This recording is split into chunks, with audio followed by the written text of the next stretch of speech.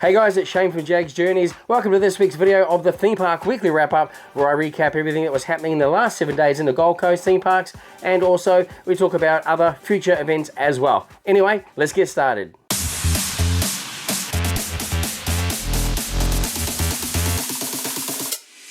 Jaggs Journeys.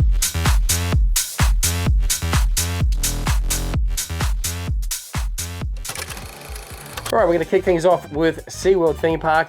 Now, we haven't been over there this week, so there's not a lot to update you on.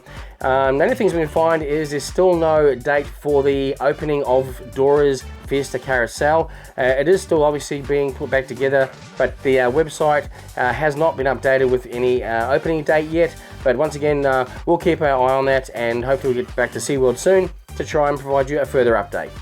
Alright, so keeping on the theme of rides, just to let you know that the Vortex is actually going down on annual maintenance between the 2nd of October and the 8th of December. So unfortunately, if you're coming from another state and your holidays start a little bit later, if you're here after the 2nd of October, unfortunately, Vortex will be closed.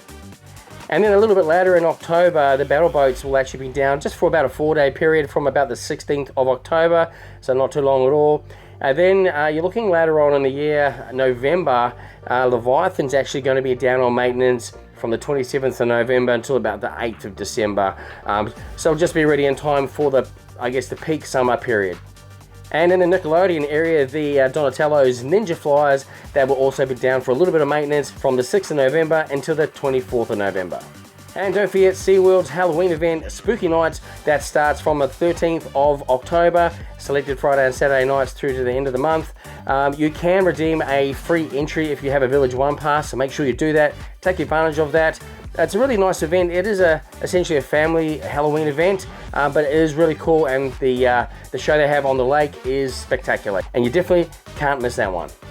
Alright, so over to Dreamworld. I was able to pop in there on Saturday afternoon to have a quick look around the park, and something I noticed at the Kenny's Forest Flyer, the actual photo kiosk there, looked like they had a little bit more theming done around the screens. Now, I might have just missed that last time I was there. I didn't actually notice it, and it looked new to me.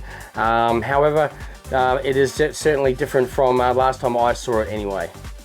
Probably one of the biggest things we noticed was the progress on the Dreamworld Flyer. So now it looks like more pieces have gone together, and it looks like all the chairs are now in as well. So again, they're progressing fast on this. They're definitely working 6 days a week to try and get this done. I know Dreamworld want it done before December, so hopefully we'll see it open, hopefully, fingers crossed, through the month of November sometime. Obviously it depends on weather as well. So fingers crossed, but it is definitely going ahead fast, and they're doing a lot of work on the buildings around the ride as well. So it's exciting, it's changing literally daily, and once again we'll give you another update whenever we can get back there. And also something I noticed on Saturday, and I did post a picture of this on Instagram, we did find working on the Deep Sea Dodgems sign, because we did actually see that in the artwork initially, and then we've never actually seen it. But now it's actually it looks like it's getting made, or most of it's made. It's probably just getting the last part of the theming and painting done. It's just sitting literally over the fence opposite the attraction. So hopefully that's not long before that will be completed, and then we'll see that at the front of the Deep Sea Dodgems. Something we noticed when we were down at this seabed splash zone, now literally just didn't notice this before. We did notice that there is jellyfish literally hanging from parts of the roofing structure there, which look cool, but there's actually lights inside those. If you have a look, it was sort of getting a little bit darker around that late afternoon when the sun was heading around, and you could actually see them lighting up. So I guess it's not often open at night, but I can imagine how spectacular that area will look at night. So it was really nice to see, and next time you're down there, check it out. Now also with the Gold Coaster roller coaster, that's currently down on maintenance, unfortunately, through these holidays, and it's actually down until the 30th of November. And don't forget, the Spring County Fair is still on right through into the 8th of October. Definitely make sure you get down to this event. It is an awesome event, and there's different foods to try, there's different entertainment, and there's even a petting zoo there as well. We really enjoyed our day there, so make sure you check out Spring County Fair before the 8th of October. And don't forget that Dreamworld's Halloween event, Happy Halloween, starts on the 14th of October, and I think that night's already sold out, so they have released another night. Make sure you get online and check out the dates If you, again, are an annual pass holder with Dreamworld, you can also redeem a free entry into the Happy Halloween event. Would definitely recommend doing that. Again, this one is a family event, and they have trick-or-treating and all that sort of thing, and lots of entertainment going on as well. All the details are online, but make sure you don't miss out on their Happy Halloween event. Alright, so over to Warner Brothers Movie World. Now, I was there on Saturday, and I did just release a full Movie World video, so make sure you get on YouTube and check that one out. But one of the things we noticed there, it was actually brought to our attention prior to going there, but where the Fun and Games building was, or is I should say, opposite the Midway Games, they've had a building, like a wrap put around that now, plain white, essentially brick and corrugated iron looking, and that's got now Warner Brothers Stage 14 on there. So I guess it's in line with the rest of the buildings around the park, where they have essentially like a movie soundstage, where they will have it for multi-use purposes. Obviously that one down there will be used for the DC Deceased maze for Fright Nights. This used to be the Intensity Games arcade and also the Dodgems area. And last year it was the It maze. Now, when it was the It maze, it still had a bit of the Dodgem, I think, infrastructure along the base of it. So I believe, from what I've been told, this year that's been ripped out. So the actual area is a heck of a lot bigger than it was. So we're hoping that this maze will be absolutely awesome and a lot bigger and more exciting. So fingers crossed it will be. But definitely we can't wait to check it out this year's Fright Nights. While we were there on our visit, we did pop down to WB Kids area, and area where they knocked down the old Tweety retail store in the Looney Gardens.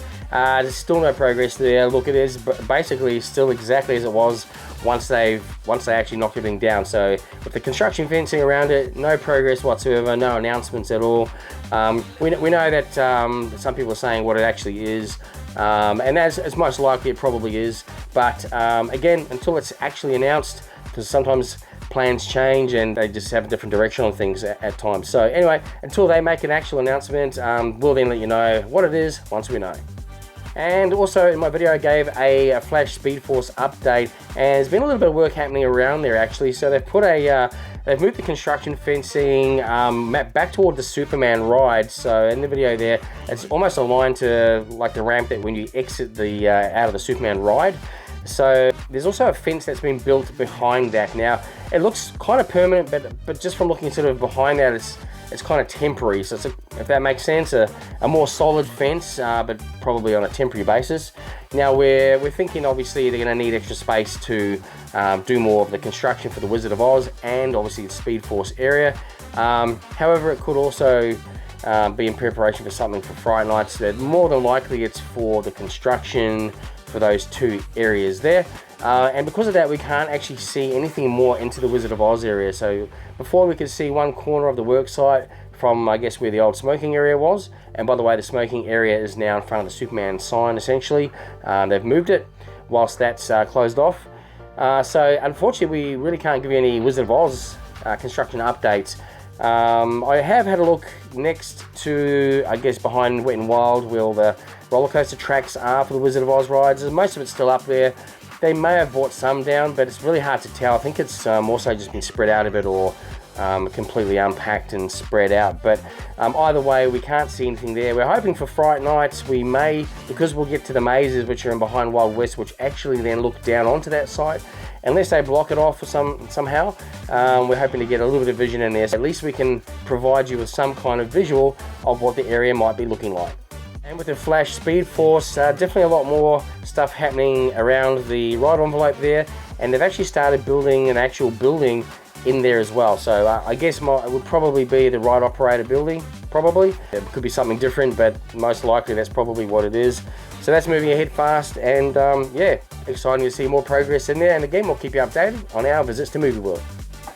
And just to let you know, all the rides are actually going to be open between now and February, except for Justice League, which goes on a little bit of maintenance from around the 9th of October until the 1st of December. That'll have some maintenance, and pretty much everything else, I guess, other than Scooby, that's closed until 2025 for its multi-million-dollar refurbishment. But other than that, everything else is actually going to be completely open right through until, at least until February. So right through now until the end of summer. So that's good news. That's what the website says currently anyway. So yeah, it was exciting to see everything open and trading. And as I say, just the Justice League will have a short, nearly 2-month maintenance period between mid-October or early October to December. And other than that, we're just really excited for Movie World Fright Nights, which again kicks off on the 6th of October. Make sure if you haven't already done so, get online and secure your tickets. People have been asking me, oh, do we get in free with our annual pass? No, you don't. So at Movie World Fright Nights, it is a separate ticketed event. They do obviously offer redemption tickets for SeaWorld Spooky Nights and other events like Carnival and White Christmas. But Movie World Fright Nights is definitely a separate ticketed event. So you actually have to pay to get in, whether you're an annual pass holder or not. So get online and check it out. I believe it is selling out fast. They have made a change. I mentioned this on my video as well, but to the underground package, it was $289, which did include your entry into the park and into the nightclub, entertainment, DJs, a couple of drinks, fast track in the mazes, secret room access. That's now been removed from the actual website, and it's changed. So now the nightclub is still there in the Scooby queuing hall. That will just be a $75 option. You will have to pay to get into the park though, so you still have to pay your park entry. Then if you want to go in there, $75. It does get you a couple of drinks. It does give you access to the nightclub, so there's DJs there, and Radio Metro, who are awesome. They're going to be there, and their DJs are there. And also there's going to be different entertainment happening in there, which you won't see out in the park. So it is a little bit of an exclusive thing as well.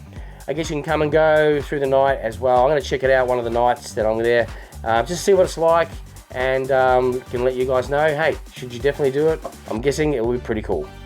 Hey guys, don't forget to check us out on our social media platforms. We're on Instagram, Threads, TikTok, and Facebook as well. We do regularly upload content on those platforms, so make sure you follow us on there to keep up to date. And don't forget too, if you are watching and enjoying my videos on YouTube, remember, if you're not subscribed, it is free to subscribe. There's no charge or cost whatsoever. It just would help me out a lot. I am striving to get to my next goal of 10,000 VIPs or subscribers. And once we do hit our 10,000 goal, we'll be making some announcements there, and you'll be definitely excited to hear that. So make sure, again, if you're not subscribed, please subscribe to the channel. Please share my channel as well. Recommend the channel if you know other people, friends and family who love theme parks, attractions and events. That's what we're all about, anything fun. Please make sure they subscribe to the channel. Help us grow our channel. It's really greatly appreciated. And don't forget, if you are at any of the Gold Coast theme parks, particularly on the weekends, how about you ask the staff at the gate on the way in, hey, is Jaggs Journeys here today? You never know where I might be. Anyway guys, thanks for watching, and I'll see you on the next journey.